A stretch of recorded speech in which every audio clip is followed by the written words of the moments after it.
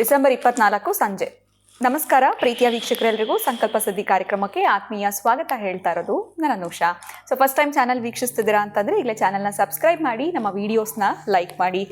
ನೀವು ಇನ್ನೂ ಕೂಡ ಅಕ್ಷಯ ವೃಕ್ಷವನ್ನ ಬರ್ಮಾಡ್ಕೊಂಡಿಲ್ಲ ಅಂತಂದರೆ ಸ್ಕ್ರೀನ್ ಮೇಲೆ ನಿಮಗೆ ಸಂಖ್ಯೆಗಳು ಬರ್ತಾ ಇದೆ, ಈಗಲೇ ಕರೆ ಮಾಡಿ ಇದ್ರ ಬಗ್ಗೆ ನೀವು ಹೆಚ್ಚಿನ ಮಾಹಿತಿಯನ್ನು ಪಡ್ಕೊಳ್ಬಹುದು.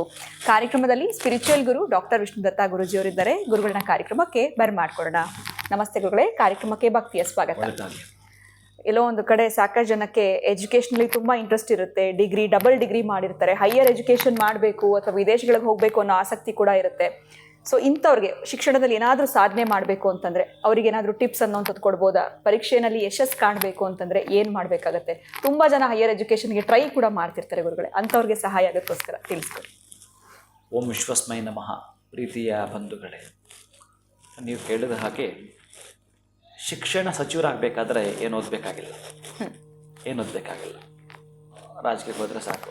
ಅದರ ಶಿಕ್ಷಣದಲ್ಲಿ ಸಾಧನೆ ಮಾಡಬೇಕಾದ್ರೆ ಓದಬೇಕಾಗತ್ತೆ, ಎಫರ್ಟ್ ಹಾಕಬೇಕಾಗತ್ತೆ. ಆವಾಗ ನಾವಲ್ಲಿ ಗಮನಿಸಲೇಬೇಕಾಗತ್ತೆ. 100ಕ್ಕೆ 100 ಜಾತಕವನ್ನು ವಿಮರ್ಶೆ ಮಾಡಬೇಕು. ಬಹುಶಃ ಪಾಪ ಇವರಿಗೆ ಅವ್ರಿಗಿರ್ತಕ್ಕಂತಹದ್ದೇನು ಬ್ಲಾಕೇಜಸ್ ಇದೆಯೋ ಆ ನೆಗೆಟಿವನ್ನು ತೆಗಿಬೇಕು, ರಿಮೂವ್ ಮಾಡಬೇಕು ಅಂತಂದರೆ ಕೆಲವೊಬ್ಬರಿಗೆ ಅದಕ್ಕೆ ಸಂಬಂಧಪಟ್ಟ ಒಂದು ಎಕ್ವಿಪ್ಮೆಂಟ್ಸ್ ಅಂತ ಹೇಳಿದ್ರೆ ಒಂದು ಯಂತ್ರ ಕೆಲಸ ಮಾಡುತ್ತೆ. ಇದೆಲ್ಲವೂ ಕೂಡ ವಿಜ್ಞಾನವೇ. ಒಂದು ಪೆನ್ನು ಹೇಗೆ ಕೆಲಸ ಮಾಡುತ್ತೋ ನಮಗೆ ಅದು ತೀರಾ 10 ರೂಪೀಸ್ ಅಂತ ಅನ್ಕೋಬೋದು, ಅದು ನಿಮ್ಮ ಜೀವನವನ್ನೇ ರೂಪಿಸುತ್ತೆ. ಅದು ಒಂದು ಯಂತ್ರವೂ ಹಾಗೇನೆ ನಿಮ್ಮ ಸಾಧನೆಯನ್ನು ಮೇಲಕ್ಕೆ ತಗೊಂಡೋಗುತ್ತೆ ಒಂದು ಯಂತ್ರ. ಅದು ಗಣಪತಿಯ ಸಂಪುಟೀಕರಣ ಆಗಬಹುದು ಅಥವಾ ಮಾನಸಾದೇವಿಯ ಸಂಪುಟೀಕರಣ. ಈಗ ನೀವು ಕೇಳಿದಂಥ ಒಂದು ಪ್ರಶ್ನೆಗೆ ಹೈಯರ್ ಎಜುಕೇಷನ್ ತುಂಬ ನಾನು ಉತ್ತಮವಾದ ಸ್ಟಡೀಸ್ ಅಂತ ಮಾಡಬೇಕು ಅಂತ ವ್ಯಾಸಂಗದಲ್ಲಿ ಮುಂದುವರಿಬೇಕು ಅಂತ ಹೊರಟವರಿಗೆ ಬಹಳ ಪ್ರಮುಖವಾಗಿ ಮಾನಸಾದೇವಿಯನ್ನು ಪೂಜಿಸಬೇಕು ಅಥವಾ ಮಾನಸಾದೇವಿ ಯಂತ್ರವನ್ನು ಹಾಕಬೇಕಾಗುತ್ತೆ.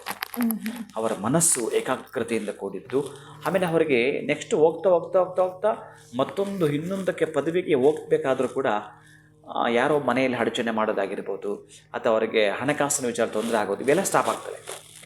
ಅಷ್ಟು ಅಭ್ಯುದಯವನ್ನು ಕಾಣುತ್ತೆ ಮಾನಸಾದೇವಿಯ ಯಂತ್ರ ಅಥವಾ ಮಾನಸಾದೇವಿಯ ಪೂಜೆ. ಇದು ಬೇಕೋ ಬೇಡವಾ ಅವರಿಗೆ ಅಂತಕ್ಕಂಥದ್ದು ಜಾತಕದಲ್ಲಿ ಗೊತ್ತಾಗ್ತಕ್ಕಂಥದ್ದು ಇರುತ್ತೆ. ಚತುರ್ಥ ಭಾವದಿಂದ, ಪಂಚಮ ಭಾವದಿಂದ, ಇನ್ನು ಹಾಗೇನೆ ಇನ್ನು ಶುಭಗ್ರಹಗಳಿರ್ತಕ್ಕಂಥ ಭಾವಗಳೆಲ್ಲ ದಶಾಭಕ್ತಿಯಿಂದ ನೋಡಿಕೊಂಡು ಗಮನಿಸೋದೇ ಆದರೆ ಆಲ್ಮೋಸ್ಟ್ ಅಲ್ಲೂ ಅದನ್ನು ಮಾಡಿಕೊಂಡು ನೋಡ್ಕೊಂಡಿರ್ತಾರೆ.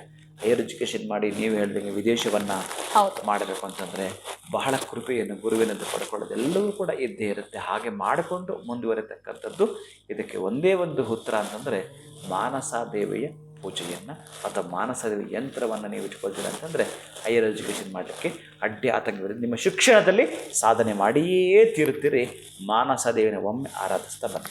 ಖಂಡಿತ ಗುರುಗಳೇ, ಮಾನಸಾದೇವಿ ಆರಾಧನೆ ಮಾಡೋದ್ರಿಂದ ಶಿಕ್ಷಣ ಕ್ಷೇತ್ರದಲ್ಲಿ ಮುಂದುವರಿಬೇಕು ಅಥವಾ ಶಿಕ್ಷಣದಲ್ಲಿ ಉನ್ನತ ಸ್ಥಾನಕ್ಕೆ ಹೋಗಬೇಕು ಅಂತಂದರೆ ಅವರಿಗೆ ಸಹಾಯ ಆಗುತ್ತೆ ಅಂತ ತಿಳಿಸ್ಕೊಟ್ರಿ. ಧನ್ಯವಾದಗಳು, ನಮಸ್ಕಾರ. ಹರೇ ಶ್ರೀನಿವಾಸ. ಇನ್ನು ವಿಡಿಯೋನ ಮುಗಿಸುವಂಥ ಸಮಯ ಆಗಿದೆ. ಮುಂದಿನ ವಿಡಿಯೋನಲ್ಲಿ ಭೇಟಿ ಮಾಡ್ತೀನಿ. ನಮಸ್ಕಾರ.